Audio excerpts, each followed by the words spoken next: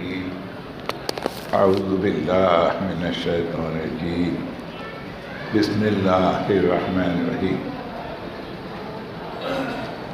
الذين آمنوا وهاجروا وجاهدوا في سبيل الله والذين آووا ونصروا أولئك هم المؤمنون حقا لهم مغفرة ورزق كريم يا أيها الذين آمنوا ما لكم إذا قيل لكم انفروا في سبيل الله اثاقلتم إلى الأرض رضيتم بالحياة الدنيا من الآخرة فما متاع الحياة الدنيا في الآخرة إلا قليل إلا تنفروا يعذبكم عذابا أليما ولا تضروه شيئا يا بني أقم الصلاة وأمر بالمعروف وانهى عن المنكر واصبر على ما أصابك إن ذلك من عزم الأمور وقال تبارك وتعالى لا يستوي القاعدون من المؤمنين غير أولي الضرر والمجاهدون في سبيل الله فضل الله المجاهدين بأموالهم وأنفسهم على القائدين درجة وكلا وعد الله الحسنى وقال رسول الله صلى الله عليه وسلم لغدوة في سبيل الله أو راحة خیر من الدنیا وما فیہا او کما قال۔ میرے دینی بھائیو، حضرت آدم علیہ السلام سے لے کر تو حضرت عیسیٰ علیہ السلام تک جتنے انبیاء آئے وہ اپنی امتوں کے لیے صرف دین لائے، اور رسول اللہ صلی اللہ علیہ وسلم دین کے ساتھ دین کی محنت بھی لائے۔ سمجھ آئی بات؟ اگلی امتوں کو دین دیا گیا اور نبی پاک صلی اللہ علیہ وسلم کو دین کی محنت دی گئی، اس لیے کہ ایک نبی کے جانے کے بعد ان کی امت گمراہ ہو جاتی تھی تو اللہ اس گمراہی سے ان کو روکنے کے لیے دوسرا نبی بھیج دیتا کہ دیکھو یہ بگڑ رہے ہیں، کیا کرنا ہے ان کو، چلو یہ اس سے پہلے کہ بالکل نکمے ہو جائیں دوسرا نبی بھیج دیا، تو ان کی جو میراث تھی، جو تعلیمات تھی، وہ باقی رہ جاتی۔ رسول اللہ صلی اللہ علیہ وسلم کے بعد کوئی نبی آنے والا نہیں تھا قیامت تک، اور نبی کے نہ آنے سے نبوت کی ضرورت ختم نہیں ہو جاتی، سمجھ لو۔ نبی کے نہ آنے سے نبی کی ضرورت تو باقی رہتی تربیت کی۔ اسی لیے دیکھیے کہ اللہ تعالیٰ نے تمام نبیوں کو نام سے پکارا اور رسول اللہ صلی اللہ علیہ وسلم کو کام سے پکارا۔ کیا بولا؟ کیا کہا میں نے؟ تمام نبیوں کو نام سے پکارا اور حضور پاک صلی اللہ علیہ وسلم کو کام سے پکارا۔ یا آدم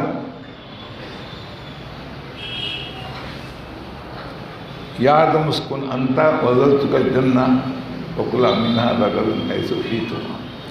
آدم اور تم تمہاری بیوی جنت میں داخل ہو جاؤ۔ یا نوح انہ لیس من اہلک، اے نوح یہ تم نے اپنے بیٹے کے لیے سفارش کی، وہ تمہارا بیٹا تمہارے خاندان میں سے نہیں ہے، نطفہ تمہارا ہے، نطفہ تمہارا ہے، لیکن اس کے چال چلن غلط ہونے کی وجہ سے وہ نبی کا بیٹا ہو کر بھی نبی کا بیٹا کہلانے کے لائق نہیں۔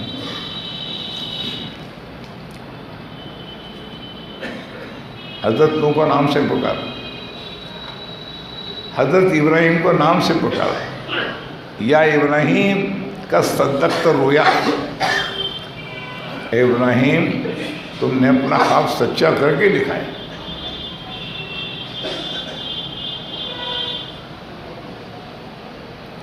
حضرت داؤد کو نام سے پکارا، اے داؤد ہم نے تم کو خلیفہ بنا کے بھیجا ہے، لوگوں سے انصاف اچھی طرح کرو۔ حضرت موسیٰ کو نام سے پکارا، یا موسیٰ انی انا ربک، اے موسیٰ اپنی جوتیاں اتار دو، تم طوا کی پاک وادی میں آئے ہو۔ حضرت عیسیٰ کو نام سے پکارا، یا عیسیٰ ابن مریم انت قلت للناس، کیا تم نے اور تمہاری ماں نے لوگوں کو یوں کہا کہ خدا کو چھوڑ کے میری عبادت کرو؟ اور حضور کے کیا کہا؟ یا ایھا النبی، یا محمد نے کہا، اے انجانی دنیا کی خبر دینے والے، غیب کی خبر دینے والے، قبر کی خبر دینے والے، محشر کی خبر دینے والے، جنت کی خبر دینے والے، دوزخ کی خبر دینے والے، موت کی تکلیف کی خبر دینے والے، قبر کے عذاب کی خبر دینے والے، جہنم کی آگ کی خبر دینے والے، جہنم کے کھولتے پانی کی خبر دینے والے نبی کو کام سے پکارا، آپ کام لے کر آئے۔ یہاں تک کہ حضرت آدم کو کہا صفی اللہ،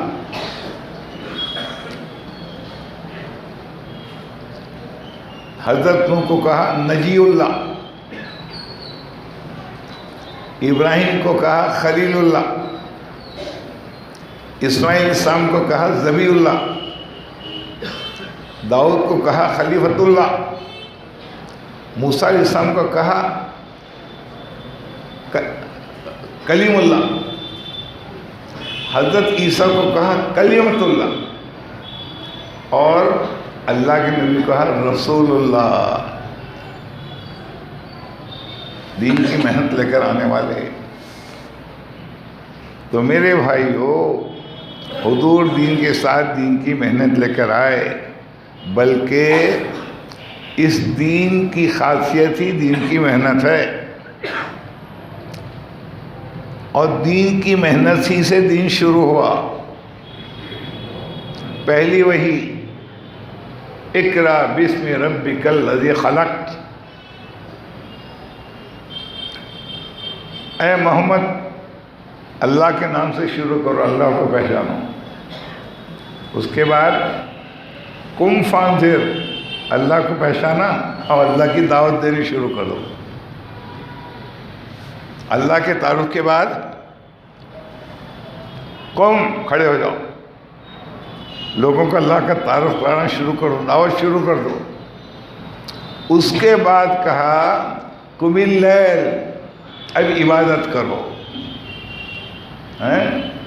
پہلے دعوت پھر عبادت۔ تو دعوت دین کا وہ حصہ ہے جہاں سے دین شروع ہوتا ہے۔ اگر یہ امت عبادت کر کے بیٹھی رہی اور دعوت نہ دی تو یہ امت دنیا میں تو اس کی سزا بھگتے گی۔ عبادت کے چھوٹنے کی سزا آخرت میں۔ ہم نے نماز چھوڑ دی، اس کی سزا مرنے کے بعد ملے گی۔ ہم نے زکوٰۃ نہ دی، اس کی سزا مرنے کے بعد ملے گی۔ روزہ نہ رکھا، اس کی سزا مرنے کے بعد ملے گی۔ حج نہ کیا، اس کی سزا مرنے کے بعد ملے گی۔ اور دعوت نہ دی، اس کی سزا مرنے کے پہلے دنیا میں ملے گی۔ کیونکہ تم نماز نہیں پڑھتے تو اس میں تمہارا نقصان ہے بھائی۔ تم روزہ نہیں رکھتے تو اس میں تمہارا نقصان ہے۔ تم زکوٰۃ نہیں دیتے، تم اپنا نقصان کر رہے ہو۔ تمہارے نماز نہ پڑھنے سے کسی کو نقصان نہیں ہو رہا ہے، تمہارے روزہ رکھنے سے کسی کو نقصان نہیں ہو رہا ہے، تمہارے زکوٰۃ نہ دینے سے کسی کو نقصان نہیں ہو رہا ہے، تمہارے حج نہ کرنے سے کسی کو نقصان نہیں ہو رہا ہے، لیکن تمہارے دعوت نہ دینے سے ہزاروں کے لیے جہنم کا راستہ کھل جاتا ہے۔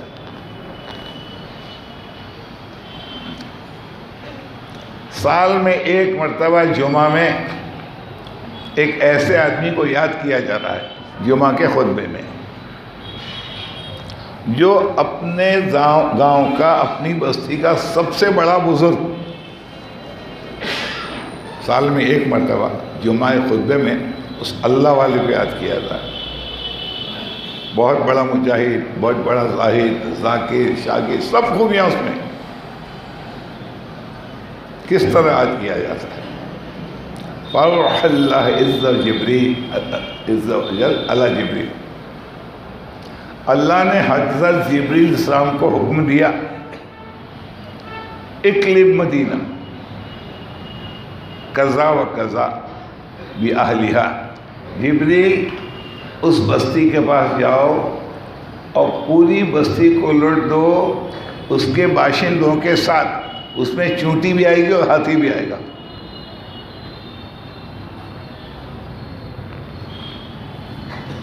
سب آئیں گے، جوان آئیں گے، بچے آئیں گے، بوڑھے آئیں گے.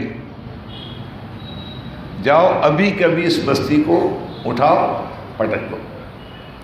حضرت جبرائیل علیہ السلام اللہ کا حکم پورا کرنے کے لیے اس بستی کی طرف گئے.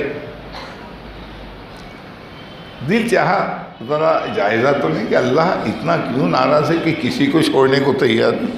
بِأَهْلِهَا، بِأَهْلِهَا کے معنی سب کے ساتھ، جتنے جاندار ہے سب کے ساتھ بولو، ایک کو بھی مت چھوڑو. تو حضرت جبریل علیہ السلام نے غور کیا، دیکھا کہ واقعی یہ تو بستی پوری حرام خوری، بدماشی، مکاری، شراب، زنا، چوری، بت پیسے بھری ہوئی ہے. حضرت جبریل کو محسوس ہوا کہ واقعی یہ بستی اس لائق ہے کہ اس میں کسی کو نہ چھوڑا جائے.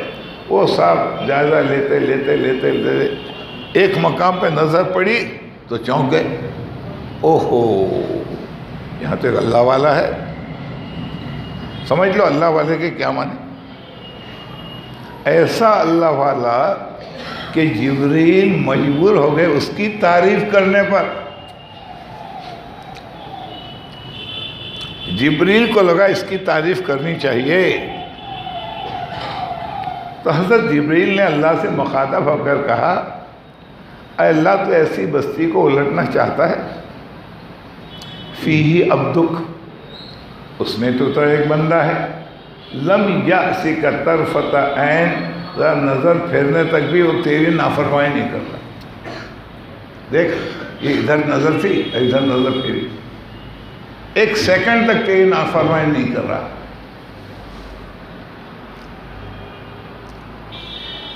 حضرت جبریل کے دل میں خیال آیا کہ میں اللہ سے سفارش کروں کہ اگر تو نے پوری بستی کو الٹ دیا تو حرام خور بدماش تو مارے جائیں گے، یہ بیچارہ خواہ مارا جائے گا. چاول کے ساتھ وہ کنکر بھی پس جائے گا، یا چاول کے ساتھ کیڑا بھی پس جائے گا. مثال دے رہا. فی عبدک کہنے کا مطلب یہ تھا کہ میں چاہتا ہوں کہ جب تک یہ بیچارہ زندہ رہے چلنے دو.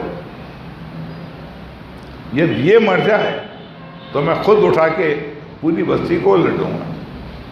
جبریل سفارش کر رہے ہیں اس کی عبادت پر، اس کی اطاعت پر، اس کی ولایت پر. تو کیا آپ کو لگتا ہے کہ اللہ نے جبریل کی سفارش کو قبول کیا ہوگا؟ ہاں جبریل صحیح کہا. یہ بیچارہ کیوں مارا جائے، بعد میں دیکھیں گے. کیا اللہ نے سب سے بڑے طاقتور فرشتے کہ جس کے پروں میں سے ایک پر کا کونا زمین میں ڈالا، ایک کونا، اور قوم لوط کو یوں اٹھایا، اتنا اٹھایا کہ لوگ کہتے ہیں آسمان کے فرشتوں نے مرغیوں کی آواز سے یہاں پٹکا، جس کے بارے میں کہتے ہیں کہ ان کے سر پر سارے دریا کا پانی ڈالا جائے ایک قطرہ بھی زمین پر نہیں گرے. ذو میرا شدید القوہ. اللہ کے بعد کوئی قوت ہے تو حضرت جبریل کی. شدید القوہ ذو میرا، اپنی ایسی شکل میں آوے تو آدمی حیبت کے مارے مر جائے. تو کیا آپ کو لگتا ہے کہ اتنے بڑے فرشتے کی سفارش کو اللہ نے قبول کیا ہوگا؟ بلکہ اللہ نے کیا کیا، اپنے حکم کو بدل دیا. کیا کہا؟ اقلبھا علیہ. جبریل تم اس کی سفارش کرتے ہو، اس کو نیک کہتے ہو، اللہ کا ولی کہتے ہو. دیکھو سب سے پہلے اس کو پکڑو، یہ جہاں بیٹھا ہے نا اس زمین کو اٹھاؤ. وہ زانی، شرابی، چور، ڈاکو، حرام کو سب کو چھوڑو. وہ شیطان کے چیلوں کو چھوڑو. اقلبھا علیہ، پہلے اس کو اٹھاؤ اور پٹکو. یہ کیا ہو گیا؟ حضرت جبریل نے کہا یا اللہ، بستی کا سب سے نیک آدمی تو چاہتا ہے کہ یہ مکاروں کو چھوڑ دو اور پہلے اللہ والے کو پکڑو، کیوں؟ تو اللہ نے فرمایا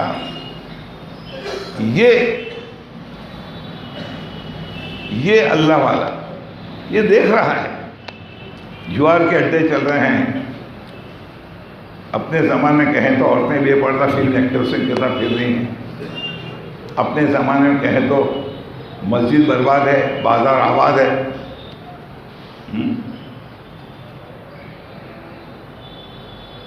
لوگ گانے بجانے میں غیر مسلموں کی نقل کر رہے ہیں، فخر محسوس کر رہے ہیں. کوئی آدمی غیر اسلامی لباس پہلے، کوئی یہ کہے تو ٹھیک ہے، مگر وہ یوں سمجھے کہ میں ان لوگوں سے زیادہ ماڈریٹ ہوں تو یہ غیر اسلامی اس پر فخر ہوا. کہا پہلے اس کو پکڑو، اس لیے کہ سارے تماشے دیکھ رہا ہے. لم یتمع، یہ سب دیکھ رہا ہے تماشا، لیکن کبھی اس کی پیشانی پہ بل نہیں پڑ، جانتا ہی نہیں انجانا. اور ایک حدیث ہے جس کا چوتھا ٹکڑا حضرت شیخ نے نہیں لکھا ہے. حدیث کیا ہے؟ مر رأى منکم منکرا فلیغیرہ بیدہ. جو آدمی واقعی نمبر 1 کے ایمان والا ہے، جس کا ایمان نمبر 1 پر ہے، اب وہ کوئی برائی دیکھے تو کوشش کرے کہ اپنے ہاتھ سے بند کرے. یہ کون کر سکتا ہے؟ باپ بیٹے کو روک سکتا ہے، شوہر بیوی کو روک سکتا ہے، پولیس فوجی کو روک سکتا ہے. وَإِن لَّمْ يَسْتَطِعْ، اگر اس میں اتنی طاقت نہیں کہ ہاتھ سے روکے، فَبِلِسَانِهِ، اس زبان سے بولے بھائی کیا ہو رہا ہے، کس کے امتی ہو، کس کا نام لیوا ہو، کس کا کلمہ پڑھا ہے، زبان سے کہے کیا چلتا ہے. اور تیسرا درجہ ہے اگر بولنے کی بھی ہمت نہیں کہ جھگڑا ہو جائے گا، فَبِقَلْبِهِ، دل میں افسوس کرے کہ کیا ہو گیا. وہ امت جس کو اللہ نے دنیا کا امام بنایا تھا، آج وہ گنگا متھرام کے غلام بن کے چل رہی ہے اخلاقی طور پر معاشرہ. یہ تیسرا درجہ ہے کہ دل میں محسوس کرے ایسا نہیں ہونا چاہیے. کیا ہے کہ بازار آباد ہے، ٹوپی والے، داڑھی والے، مسجد میں نماز ہو رہی ہے، یہ بازار میں خرید و فروخت ہو رہے ہیں. یہ مسلمان کی عورتیں بے پردہ بے شرمی، دل میں سوچے کیسا نہ ہو تو اچھا. فرمایا یہ ایمان کا آخری درجہ ہے. اس کے بعد مسلمانوں کی بربادی کی وجہ کیا، کتاب کا نام کیا ہے؟ مسلمانوں کی موجودہ پستی کا واحد علاج. اس میں انہوں نے حدیث کا چوتھا ٹکڑا لکھا کہ جو آدمی شریعت کے خلاف کوئی کام دیکھے اس کو افسوس بھی نہ ہو. لیس لہ من حبۃ من خردل من الایمان، وہ سوچ لے کہ اس کے اندر رائی کے دانے کے برابر ایمان ہے. پڑھ لینا فضائل اعمال میں تو حصہ پڑھ لینا فضائل ترغیب. تو کہا یہ دیکھ رہا ہے کہ دل پہ جون نہیں رونگتی، اس بستی کا سب سے برا آدمی ہے. یہاں سے شروع. کیوں؟ اس کی خاموشی، اس کی بے حسی، لوگوں کو خیر سے واقف نہ کرنا، خود اللہ والا بن کے بیٹھے رہنا، اس سے ہزاروں کی زندگی تباہ ہو رہی ہے. تو میرے دوستو، یہ دور وہ نہیں ہے ہم اپنی اپنی کر بیٹھے رہیں. دین کی محنت کو دین کا حصہ سمجھنا، اس میں ہماری ایمان کی حفاظت ہے. جو شخص دین کی محنت کو دین کا حصہ نہیں سمجھتا، وہ دین سے ناواقف ہے.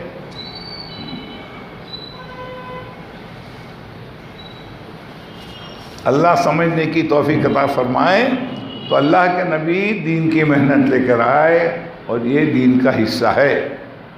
جب تک امت اس کو لے کر چلتی رہی، اس کی محنت سے غیروں کو ایمان ملتا رہا. اس کی محنت سے غیروں کو ایمان ملتا رہا. اور جب سے یہ امت اس کام کو چھوڑ بیٹھی، اس کے گھر سے ایمان نکلنا شروع ہو گیا. اس کے گھر میں بے نمازی پیدا ہونے شروع ہو گئے، فلم ایکٹروں کی نقل کرنے والے شروع ہو گئے، گانا سننے والے شروع ہو گئے. تو میرے بھائیوں، دین کی محنت کو دین کا حصہ سمجھو. یہ اللہ کا ایک تحفہ ہے اس امت کو. دین کی محنت، خدا کی قسم، اس امت کو اللہ کا تحفہ ہے. یہ تحفہ کسی اور کو نہیں ملا. حضرت موسیٰ علیہ السلام نے اپنی امت کو تحفہ نہیں دیا. حضرت موسیٰ علیہ السلام نے معجزات دکھائے. کیا؟ اپنی امت کو معجزات دکھائے. اور دین کی محنت نہ ہونے پر معجزے دیکھ کر بھی یہ قوم کافر کے کافر رہی. کیا معجزے دکھائے؟ جب بنی اسرائیل سمندر پار کرنے لگے تو پہلا معجزہ یہ دکھایا کہ اللہ تعالیٰ نے حضرت موسیٰ کو کہا سمندر پہ لکڑی مارو.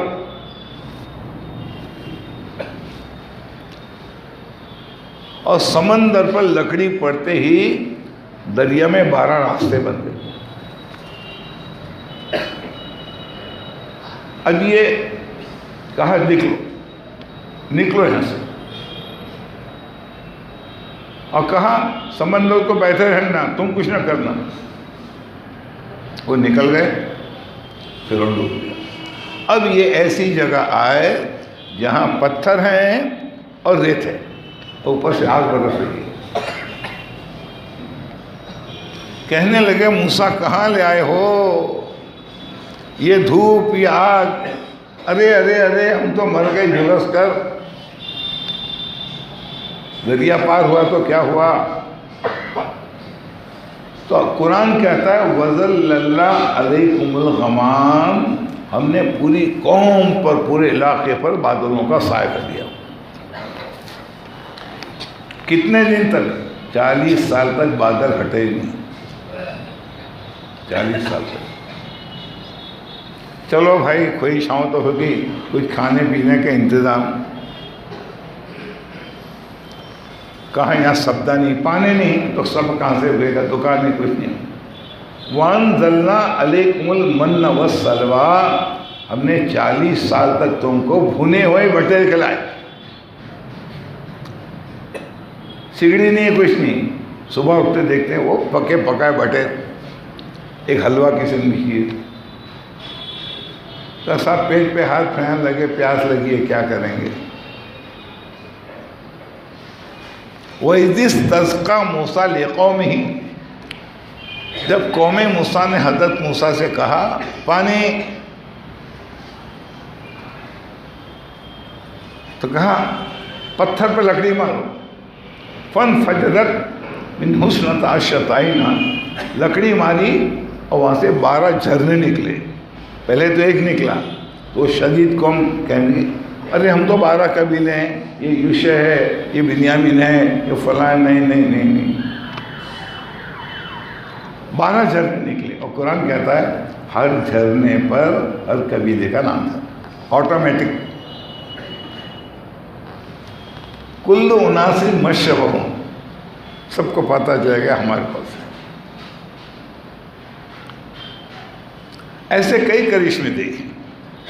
ایک مرتبہ ایک صحابی نے پوچھا یا رسول اللہ صلی اللہ علیہ وسلم، یہ جو 40 سال تک میدان میں رہے تو سب سمجھ گئے پانی ملا، کھانا ملا، سایہ ملا، کپڑوں کا کیا؟ تو اللہ کے نبی نے خلاصہ کیا 40 سال تک ان کے کپڑے سڑے نہیں۔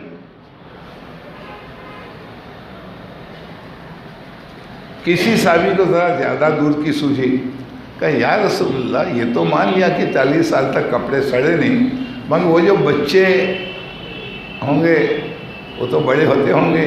تو اللہ کے نبی نے خلاصہ کیا اللہ نے اس قوم پر ایسا رحم کیا جیسے بچے بڑے ہوتے ان کے کپڑے بڑے ہوتے جاتے۔